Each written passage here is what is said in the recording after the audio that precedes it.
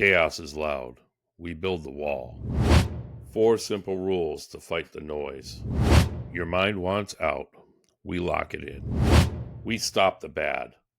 We make the good. The map is here. The job is clear. Stick around. Let's close this gap together. They said it was too late, that the best years were behind him.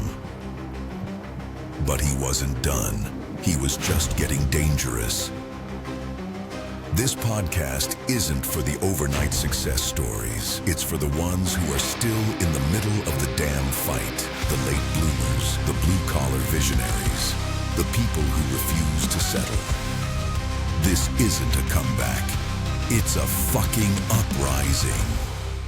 Hey, welcome back, everyone. Electrician, entrepreneur. Last week, we went over where we wrapped up a 2-part episode on my struggles with ADHD and all that I've learned in regards to that since being diagnosed with ADHD. This week, we're done talking about where we failed. This week, we're going over a little bit of the solution. It's not a silver bullet. 4 non-negotiable pillars of daily structure. We're going to use my past struggle as your blueprint. The goal is to build structure where the ADHD brain expects none. So, a little recap on this previous week. Coming out of everything that we discussed previously about my struggles with ADHD and so on, one of the first solutions was to start creating structure, real, tangible structure. I actually heard plenty of times about creating time blocks and other methods for time management and focus management. And we put some of this to work last week. And we created I created a system that I was going to begin using last week. Blocking is to say protecting certain periods of time for certain things. The issue that I ran into was left a little bit too much up to Gemini to kind of fill in the holes, because I use Gemini to help me put this schedule together. And so the issue became, while it was good for focus, certainly great for keeping the energy going where it was necessary, the issue became too many things to focus on over the course of the entire week. So what it basically boils down to is, is creating structure for your most important tasks. And I'm going to get into how we create that structure, how we're going to fix that later on in the episode. But the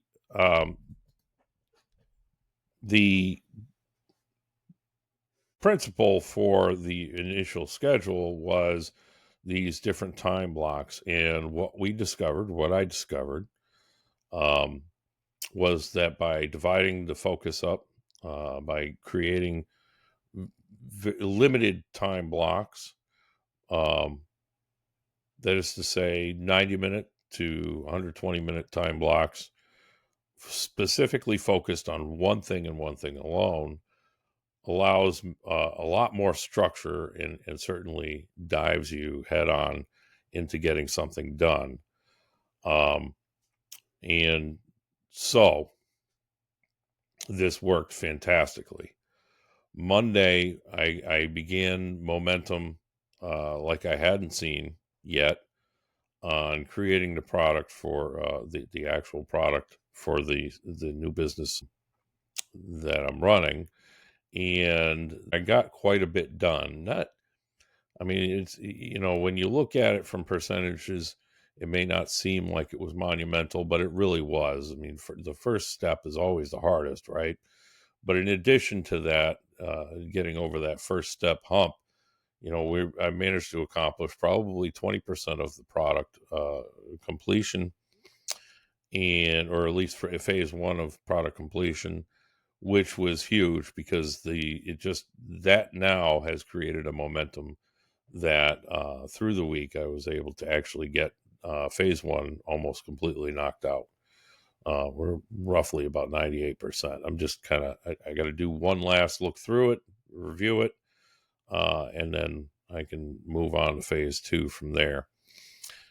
So that was huge. And in addition to that, I split my focus, so after my first 100 or first 90-minute block, actually, I think that was a 120-minute block for the first task.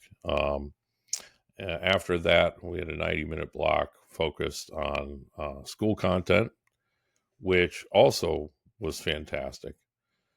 But then we begin to get into areas where it's filling in holes and it's creating too much. And so I got to kind of get into that a little bit later as to what that means, that too much. But what I want to kind of point out, essentially, I've had a pretty productive week, I think. It could certainly have been a lot more productive than it was, but the amount of production that I was able to do got me out of a rut that the ADHD problem was creating.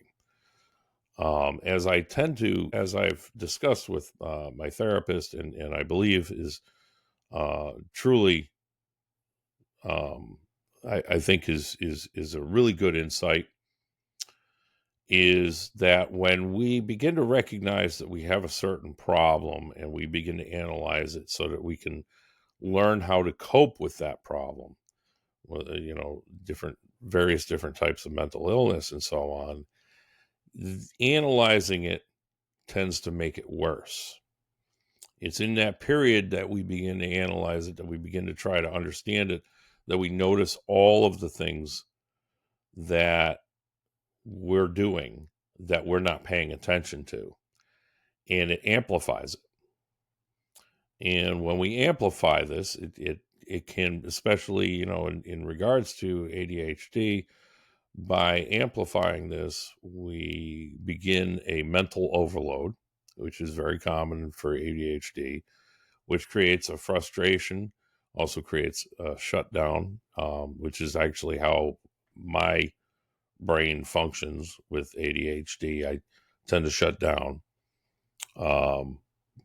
look for an escape, which is, explains all of the previous addiction issues that I've had in the past.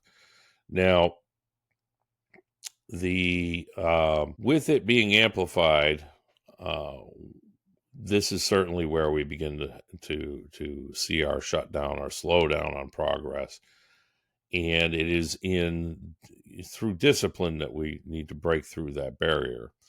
Discipline is very difficult for an ADHD brain. It is something you have to work very hard at in order to achieve it. Sometimes you need external stimulus in order to enforce discipline. Reminders, and so on and so forth, that you need to work on this thing or you need to work on that thing, and so on and so forth. So at any rate, the end result for this previous week was quite a bit of progress, but not nearly as much as we could have had. And I think that we have to look at this as something to celebrate.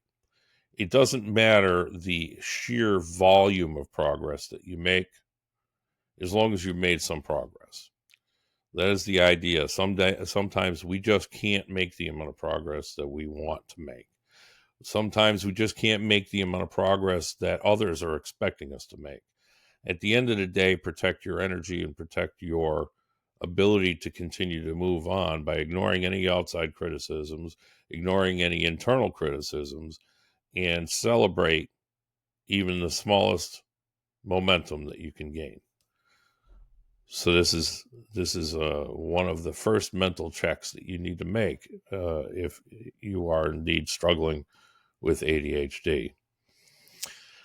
So That being said, that was our previous week. Here's the deal. We are now going to discuss how we can take this, whether you suffer from ADHD or do not.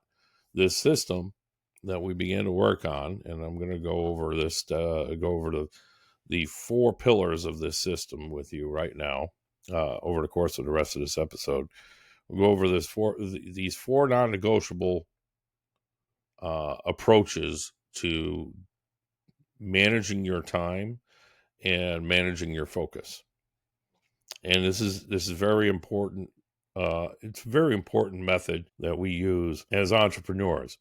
You will find that it is very common amongst most entrepreneurs that they have a system very similar to this, or if not this system itself. So we're going to start with pillar 1. Pillar 1, morning routine. This is our anchor. What we do to begin our day is the anchor to our day. This is what locks in everything. Now, the problem is that I think most people don't pay attention to is that the morning is your highest energy period. And I know that most people would say, no, I don't really feel that way. It is. You're just not paying attention. I know when we wake up, our eyes still got the crusties, we're wiping our eyes. Oh my God, struggling to move around. Got to get that coffee going. I'm not ready to face the day. I can't move. First of all, that's your first problem. Stop. Don't even think about how tired you are.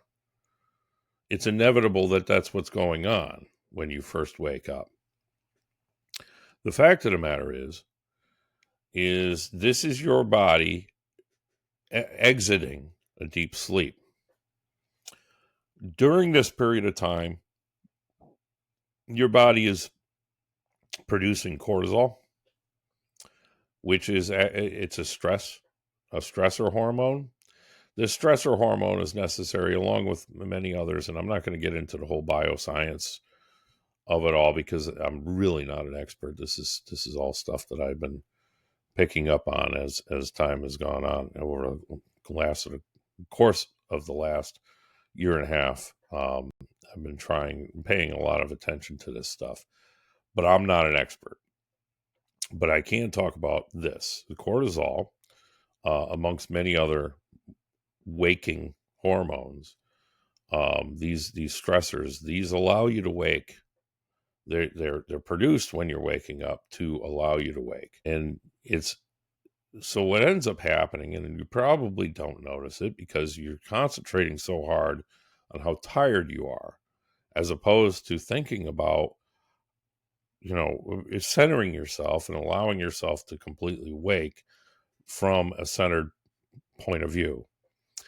So to do this, we have to create non-negotiable morning routine habits. And I've talked about this in previous episodes, but I want to spend some more time going over this with you now. It's very important. And a lot of these habits these are habits that I use.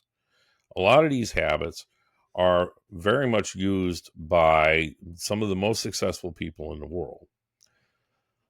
Start by, before you do anything else, center yourself. Take a minute.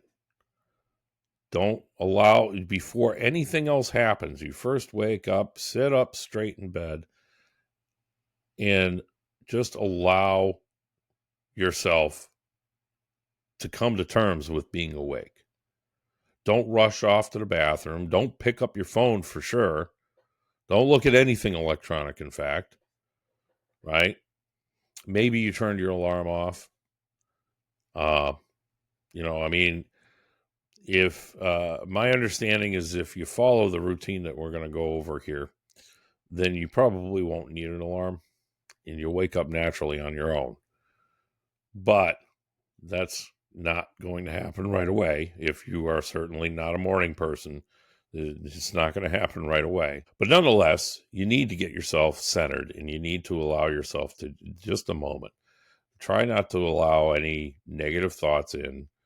Try, it's you can call it meditation. You can actually meditate if you prefer, or you can just do some breathing exercises to allow yourself a few minutes.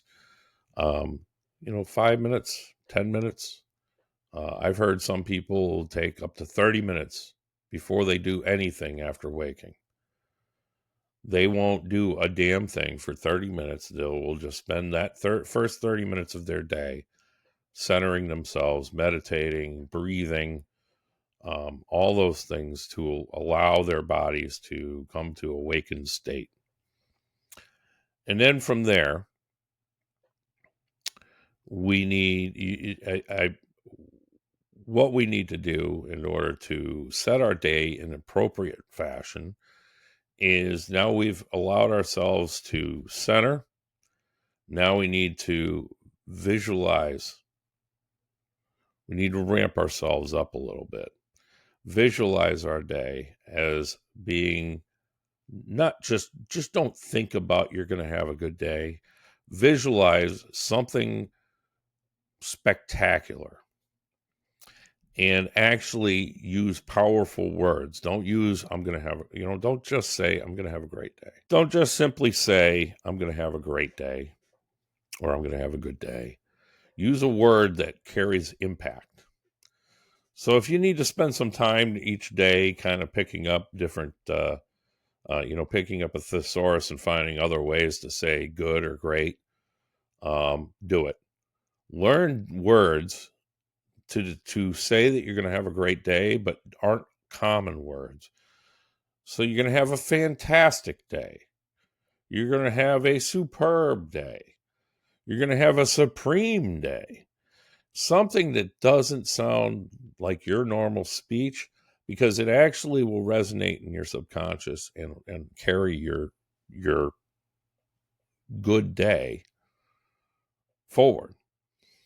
You can train your subconscious to look for things to help you feel better about yourself, to help you feel better about your environment.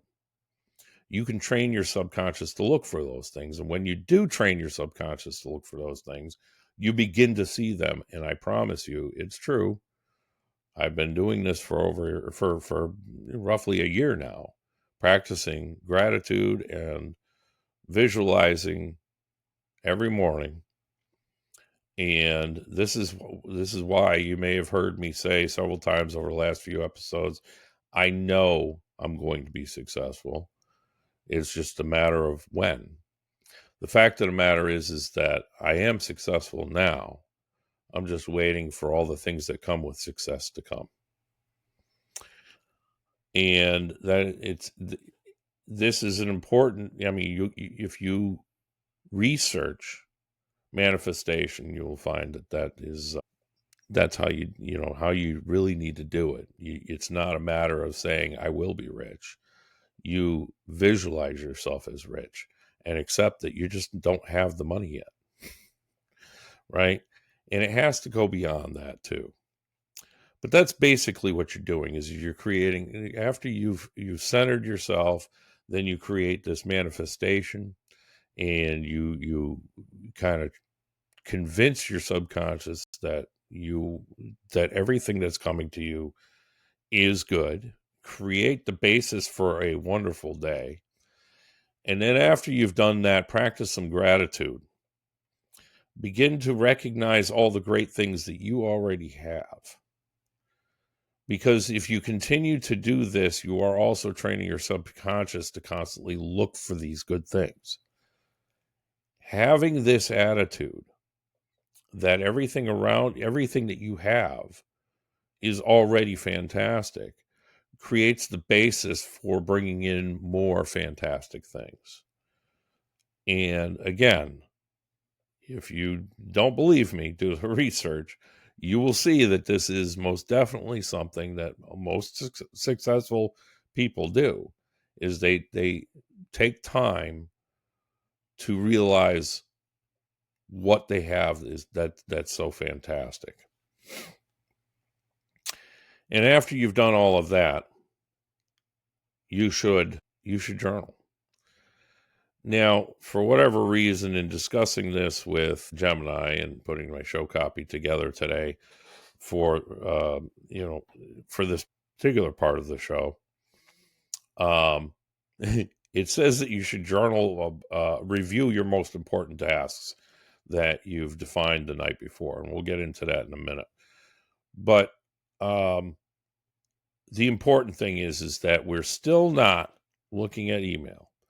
We're still not answering text messages or even looking at them. We're still not thinking about anything else. Now we're probably 45 minutes into our day at this point, half an hour to 45 minutes, depending on how quick you go through your gratitude and how much time you spend centering yourself. But, when at this point, you should not have allowed any external stimulus into your day. Now, if you're married or you're living with a significant other, or you have children, there has to be some allowance here for you in terms of this, and you will have to learn to cope with that external stimulus within this. That certainly adds a whole new challenge. I would say that sometimes, I may not help Julie with this part of her day, and she may not help me with this part of my day. But it is a give and take, and you have to learn to cope with that. You can't allow, you have to try to get beyond whatever mood somebody else is in, or that annoying thing that somebody else has done that you don't appreciate. You have to learn how to kind of look beyond that, and especially during this period of the day, because this is the most important part of your day. This is when you set yourself up for the rest of your day. So you have to push this out of your way. So at any rate, Gemini thinks that we need to review the most important tasks for the day, and I don't disagree with that necessarily. But I want to say that this journaling can also be a great way to tie in your gratitude, tie in your manifestations. You can use that journaling task, as it were, in your morning routine to really kind of tie all these things together that started your day. And it's good to get your gratitude out into the world. And journaling does that. It's not, it's not being seen by anybody else. And that's not what I mean by out into the world. It's getting the energy out of you and into, whether it's on a piece of paper or, in my case, I use a journaling application on my computer. So, and you do that, you're putting it out there, you're getting it out of your mind, you're getting it out of your consciousness and out of your subconsciousness, and allowing it to manifest in the world and become real.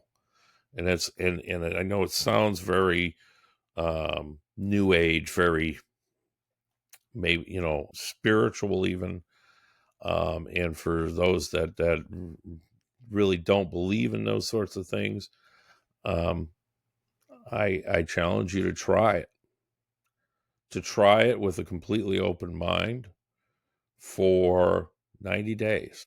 It really, I didn't want to believe in any of this stuff either.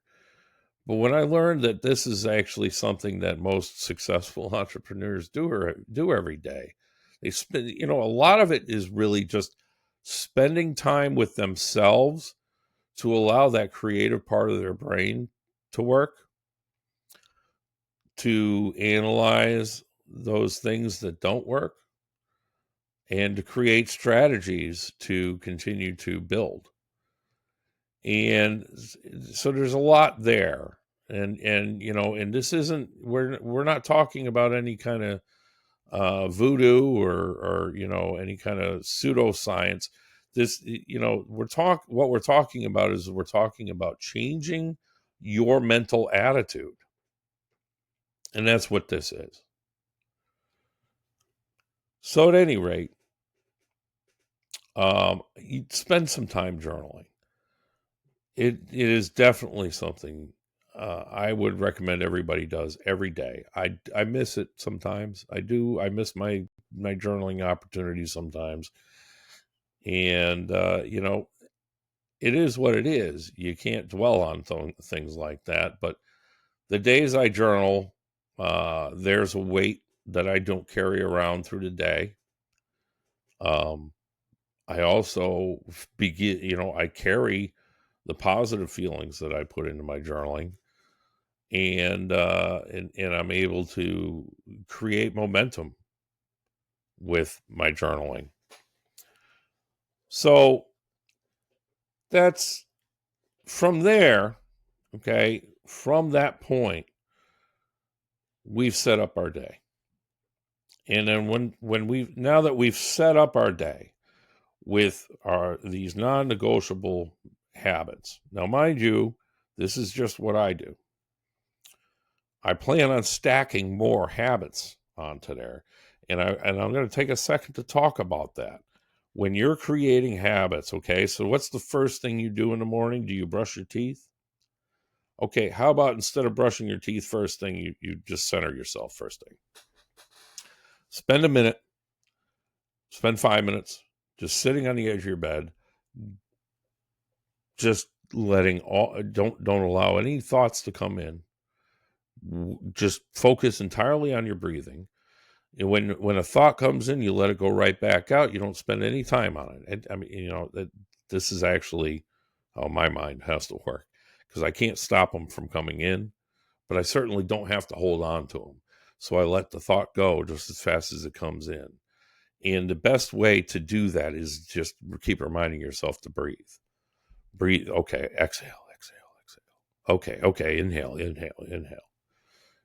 And it's a fantastic way for you to just keep those thoughts from lingering. And that's really the point. But now, by doing this first and then brushing your teeth second, you've just stacked a couple of habits. Now, let's say we want to stack something onto that. Well, okay. So the next thing we're going to do is we're going to sit down after that, and we're going to, after we brush our teeth, we're going to visualize what a fantastic day we're going to have. And we're going to talk about how great our day is going to be. It's going to be triumphant, transcendent. And I know it sounds ridiculous, but people swear by this. The most successful people that I've been paying attention to all swear by this, and I've been doing this, and it really does help my day get better, to stay, positive.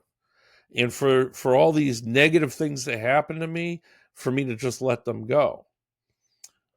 This is it works. And so then you can stack onto that your journaling or your gratitude, and or all of them all together. However, whatever works for you, but you stack. The idea here is that you use a habit that you already have, and you stack other habits onto that. And that makes changing your routine that much easier. But now that we've started our day, we have to execute, right? We'll get into the time blocks and the delegation, but we'll talk about that in a minute. I want to talk first about the importance of bookends, the things that hold our days together, the bookends. So we've got one side of our bookends, right? We've got the one bookend, which is our morning routine. We need a nightly routine too. And by having this second routine at the end of your day, you are creating a structure for your entire day. and locking it all in together. And by locking it all in together, you're creating a structure. And if, like myself, you have ADHD, this is creating structure where your brain, the downside of ADHD, wants to get away from that structure. This creates that structure to keep you locked in and to keep you functional, to keep you progressing, calming the internal chaos, as it were. And this is also the baseline for having a really good sleep cycle. Non-negotiable nighttime routine. First of all, set a bedtime. Make sure that that bedtime is the same every night. Very few exceptions.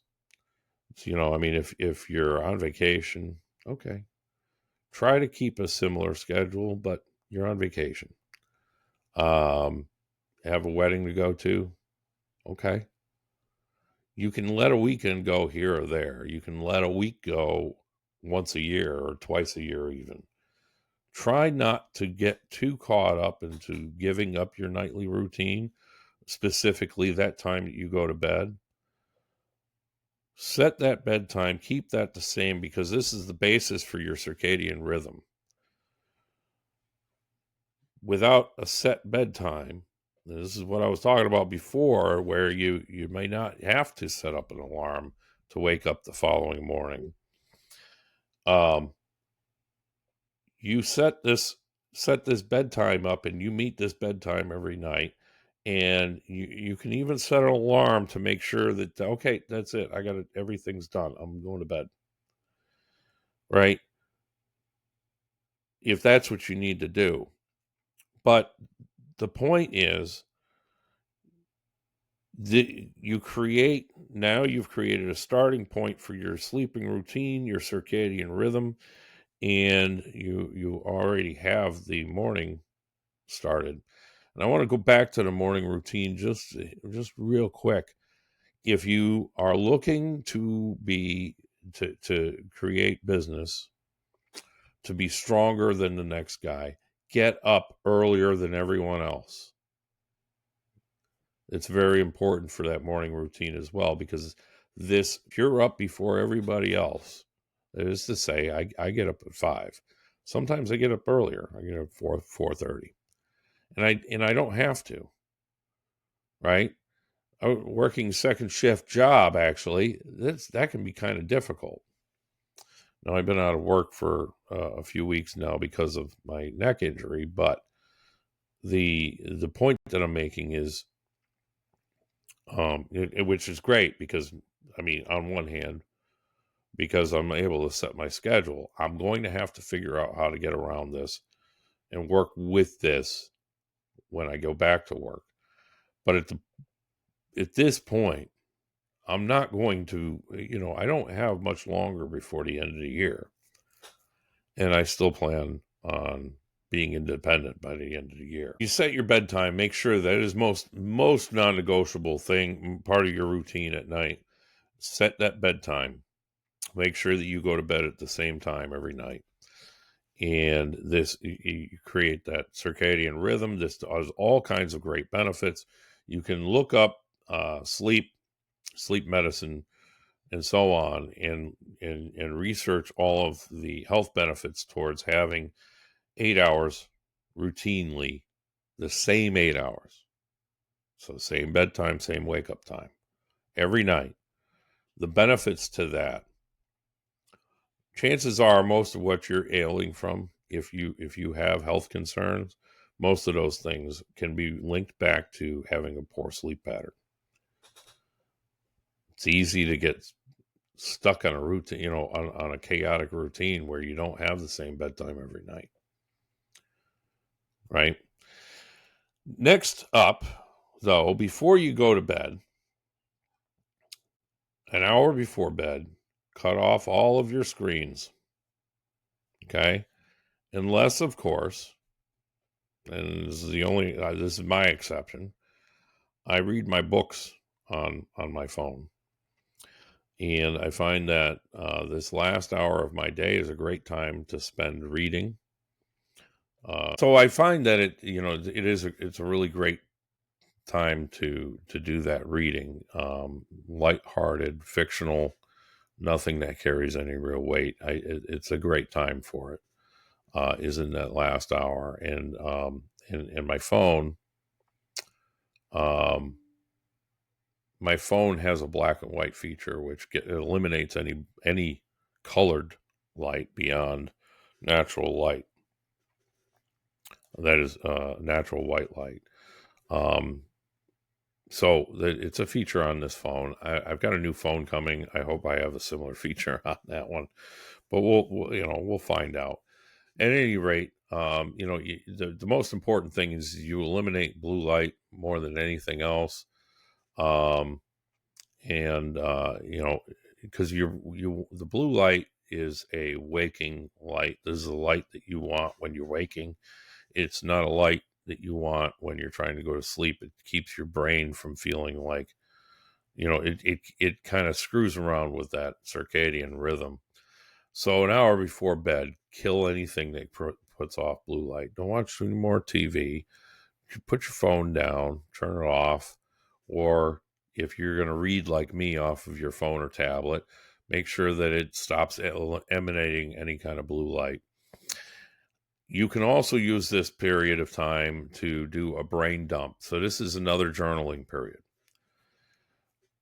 This is the period in which you can kind of go over the things that you've accomplished today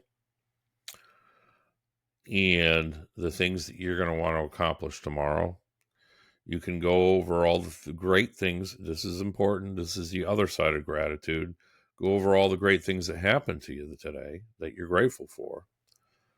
And there's no limit to how big or how small those things can be. Sometimes just being grateful for the air that you're breathing is enough.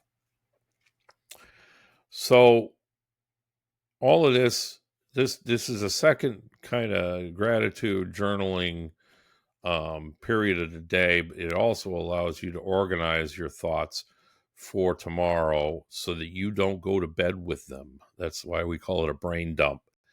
Dump everything that you're carrying from the day, that you've got in your head from the day. Dump all of that out onto paper or your journaling app or whatever. This is a good time to do that, but again, try to eliminate any blue light if you're using an app or something along those lines. But this is a great time to do that. And so now you're creating, and there are other routines, and again, this is just what I use. I plan on building from all of this.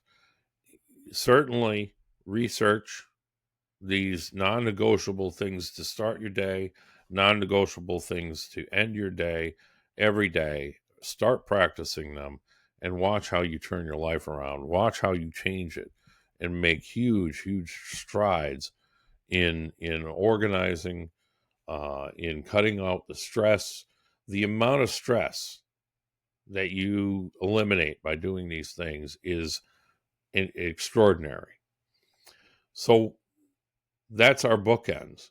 So now let's get into the nitty gritty, right? So we talked about beginning our day, talked about ending our day, but we didn't really get into how we manage to stay progressive. That is, how do we make progress through our day, and how do we skip these distractions that eliminate, that keep us from getting things done, and all that? Well, because you set your day up with these morning routines, you're already in a mood in which you can allow things to flow. That is to say, you in your routine, you should already have set up in your nightly routine, you should have already set yourself up with one or two tasks that you must work on for the next day. This is your signal to noise ratio. Now, this is a theory that I call it a theory. it's a routine that Steve Jobs used, and I can't. This other gentleman's name is slipping my mind for some reason. But one of our Shark Tank buddies talks about it, and he says it is absolutely, signal to noise ratio is an absolute must for successful entrepreneurs. And basically the premise is this: you focus on one task and one task only. So let's say you've got 10 things you want to do. You take 3, and those 3, the most important 3, those are the 3 things that you want to concentrate on the most. And you take the most important of those 3, and that's all you're going to think about until it's done. And then you can move on to the next one. And this is your daily. So with my ADD and Gemini not necessarily understanding how to fill all the holes, I take two tasks per day. I can't touch task number 2 until I finish task number 1. Now, if task number 1, it must get done, only takes 5 minutes to do, then yeah, okay, we'll add a third one just in case I finish the second one fast as well. But the point is that you use your better judgment here. If you have this one task that you have to get done, it's going to take 4 or 5 days, then you know what? That's all you're going to work on. Make that your only priority for the day.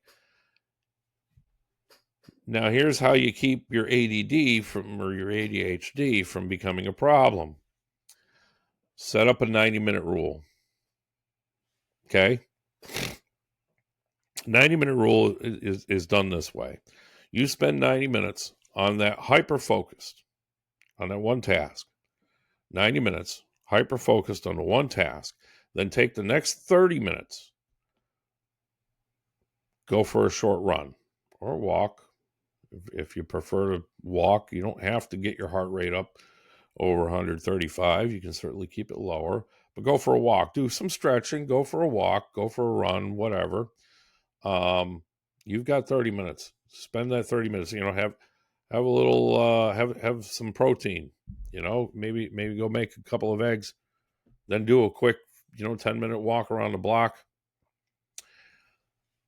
This cuts the monotony from your day and keeps your energy from fading on that one thing. If you're working on something and it's going to take so much time to get through it all, then you need to break it into blocks. Certainly you need to get your blood flowing. That is that is a must. Your physiology will start to break down if you don't move. So you need to move. I read somewhere that every 20 minutes you should get up and walk around for 2 minutes before returning back to your work. I know I read that a while ago, so I don't know. But I'm saying, if you have problems with getting stiff and everything, then yeah, follow that 20-minute rule.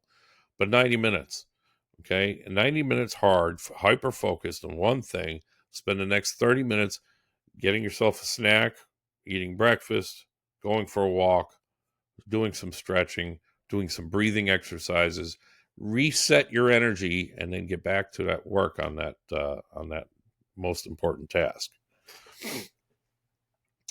This now creates, so now the signal to noise, just to get back to this, what that means is the signal is that one task, the one non-negotiable. You have to spend all your time on that. This means everything else is noise. No emails during this time. Okay? No texts. Turn your phone off or put it on do not disturb. No text messages, no emails, no phone calls. Turn your phone off. Do not disturb. Even the one in your office, put it on do not disturb. If you happen to have somebody answering phones for you, just let them know, listen, I'm not taking phone calls during this period of time. And during that 30-minute in between time blocks, you can certainly return somebody's phone call if you need to. because that period of time is not a period of time in which you need to worry about your focus, right? This is a time when you give your brain a chance to rest from that hard hyper focusing. So that 30 minutes, use it to make that phone call or take that phone call or answer an email. The best thing is to try, maybe not spend that 30 minutes still at your desk answering emails. Actually get up and walk around. So this, maybe you got an email, you saw an email. Okay, you got to write that phone number down so you can call them directly and talk about it, unless they're looking for your document or something they want you to send them. In which case, you know what, that can wait. You can get that to them at the end of the day. It doesn't matter how bad they need it. You need to protect your energy. You need to protect your progress. You worry about what you need to do. If suddenly somebody needs something in the next 10 minutes, they can wait, unless somebody's going to die, which is very unlikely. It can wait. And you need to stop worrying about whether or not you pissed them off because you didn't do it in their time frame. Protect your time. Protect your energy. That is the true definition of success. It doesn't matter who you piss off. You're not out to do it. But if they can't accept that, then that's on them. That's their problem, not yours. So it's very important. Hydrate. Make sure you hydrate. Drink plenty of water all day long, all day. Try not to get stuck on sodas or coffee. Try not to get too sucked up into all those things. And, protein. Try to get some protein in there. So, as I said, signal to noise, time blocks. Anything that's not your most important task is noise. You can set up small periods throughout the day in which it doesn't matter you're taking a break from your most important tasks so that you can deal with all those other things. Don't get your mind stuck. When it's time to get back to your most important task, all those take 30 seconds or take a minute. If you have to, take 5 and breathe. And get back to your breathing exercises and let the thoughts go. All those things that may be stressing you out, all those things you think you have to do, because you have one thing you need to hyper focus on. That's what you're worried about today. That's it. Everything else, if you get other things accomplished throughout the day, hey, good for you. That's a bonus. Otherwise, don't worry about it. It will still be there tomorrow. I promise you that. But it's up to you to decide what these most important tasks are, so you can also work these things into your day. So if something came up today that's not your most, it wasn't there yesterday for you to add to your most important tasks, it came up today. Even if they want it by the end of the day, guess what? You can add that to your most important task for tomorrow. The upside to doing this is that we get to change our schedules every night based on things that happen over the course of the day. You get to decide the night before what you're going to do that day. But once you make that decision, this is important. Decision fatigue is real. This causes shutdowns. This causes, lack of focus. When you have too many things to worry about and too many things to think about, you begin to have decision fatigue, and that's a real thing, especially with ADHD. So once you've made the decision what your most important task is for tomorrow, and tomorrow comes along, that doesn't get to change unless you finish it, unless you finish the task. In which case, if something new came up that's more important than what you had originally planned for number 2, well, if you really must, but understand that you have to put all of your focus into that new thing until you've completed that new thing. That now becomes more important, right? So this is how we create progressive days, how we become very progress oriented, and how we can manage our time best so that things get done. And if there's something that you need to get done that you just struggle like hell to do, it's not within your strength, and this is very important, please, God, understand your strengths, understand your weaknesses. If something does not fall within your strengths, and this is very important, either delegate it or give yourself some grace to learn how to do it. And you can keep working at it. Make small little small little movements on it every day. Asking for help this is the best time to ask somebody for help, right? I suck at this. Can you help me? I suck at this. Could you please do this for me? I need to put my energy where I can get the most done. I can't put my energy somewhere where it's just going to create more frustration, where it's going to create where we're going to have bad products, right? If you suck at marketing and you're awesome at engineering, why would you want to waste any time trying to figure out how to get your message across to people? No, you should be working instead on making a better product. If you're awesome at marketing, but you suck at engineering, why would you waste time trying to come up with a better product when you can sell the shit out of the product you already have? It's that simple. If you're great at marketing and you spend all this time trying to come up with this great product, what are you going to sell? When are you going to sell? You just keep going around and around and around trying to come up with a product. Know where your strengths are and stick with your strengths, and ask for help or delegate to someone else on the things that you're not good at. And that's the importance of having a great team with you. And that's something we will discuss at a later date, is growing our business and creating the team or putting together the team that we need, right? You don't want 4 engineers running a business.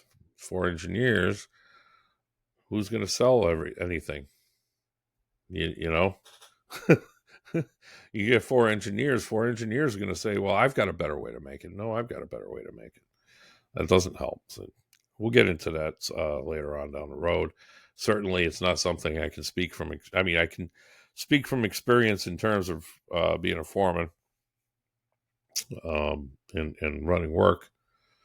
But in terms of running a business, I still don't have the experience there for that. Nonetheless, we continue moving along. So I think we've kind of covered everything in terms of you creating these time blocks. The last thing that I would say, to make a very big point of doing every day. So now I have what I refer to as admin period. And an admin period is towards the end of my work day, in which I should go through any emails, return any phone calls that I didn't otherwise get to or couldn't otherwise get to during my short little breaks between focus blocks, and in filing paperwork and stuff like that. But you should also make sure to spend, you should set up a time every day.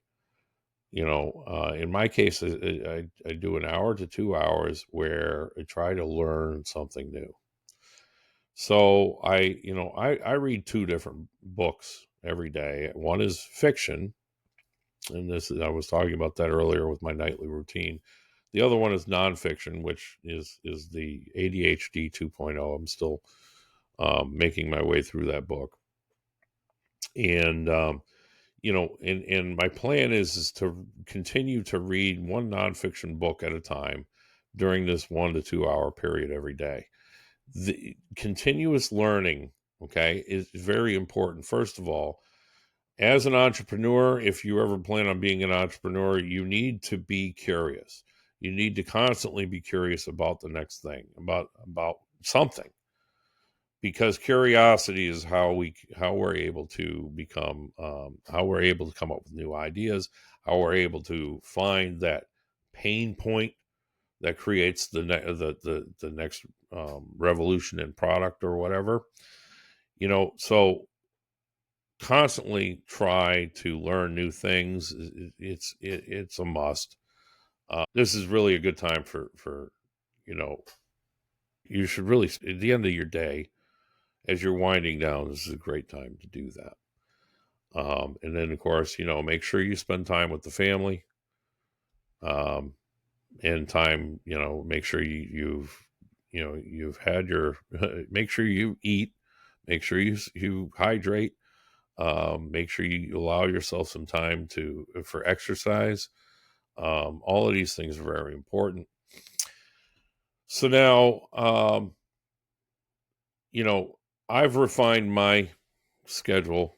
I'm going to kind of get into it. So the final commitment that I've made at this point, first of all, um, actually, I'm going to step back real quick. I want to make sure that it's very clear what I refer to as the millimeter rule. The millimeter rule, as I've learned, as now, I'm going to quote John Cena from this, and then this is going to be a horrible quote because I don't remember word for word exactly what he said.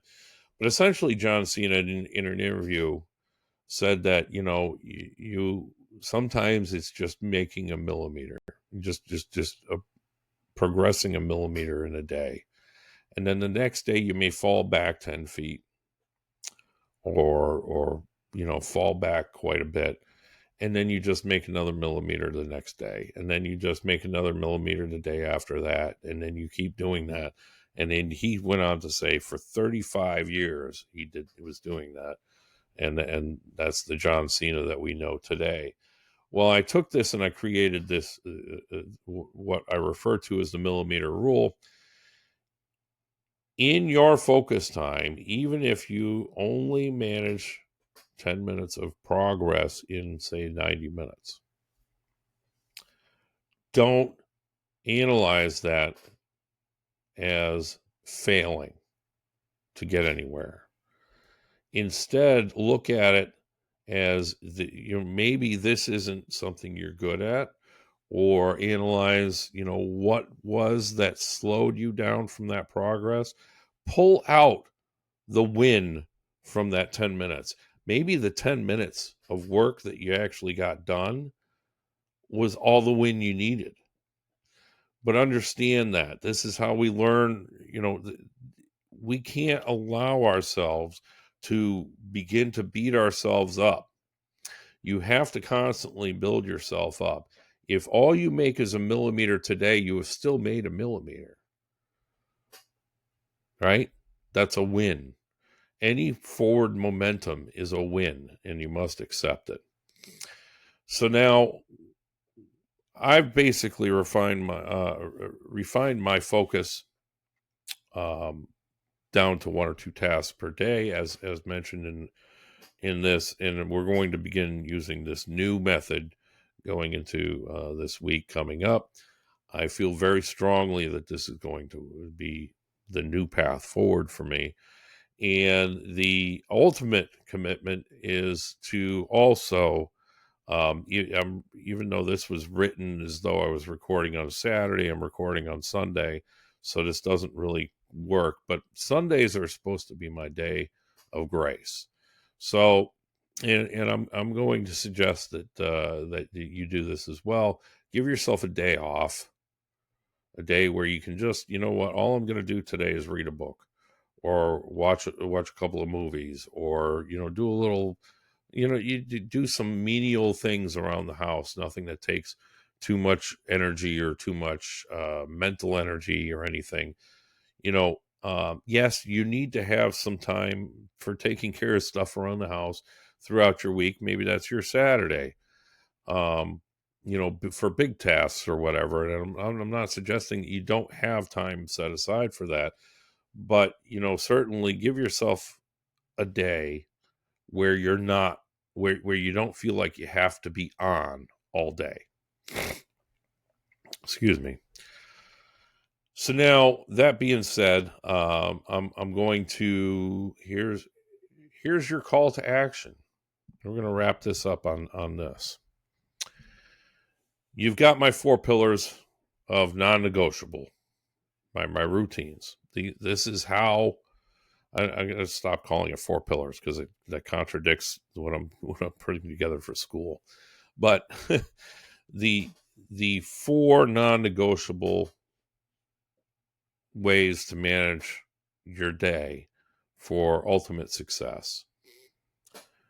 So you've heard those. You've heard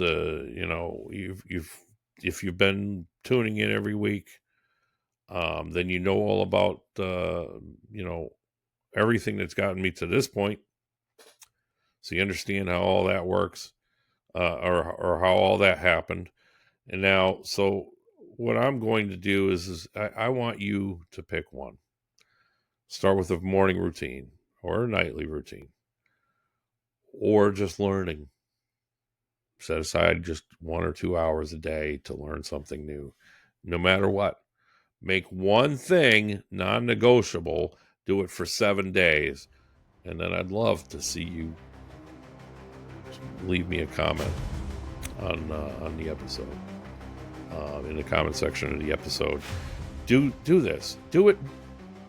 If you do it for me, even if you think it's hogwash, just do it, just to try it, just to see, just to let me know that I'm full of shit. It's fine if you want to tell me I'm full of shit. I'm okay with that, because I know I'm not, first of all. And secondly, you can't hurt my feelings. Somebody once told me you have to have feelings for that. So yeah, I want you to do that. I want you to commit to one of those 4, one of my 4 non-negotiable, routines for 7 days. Leave me a message in the comment section. And that being said, thank you once again for tuning in. Thank you once again for the comments. Thank you for all of your support. And I hope to see you again here next week. I'm not going to tell you what next week's about, because I'm not sure yet. But I hope to have you, I hope to have you tune in with me again next week. I'm going to keep showing up. I hope you do too. Thank you so much, everyone. Have a fantastic week.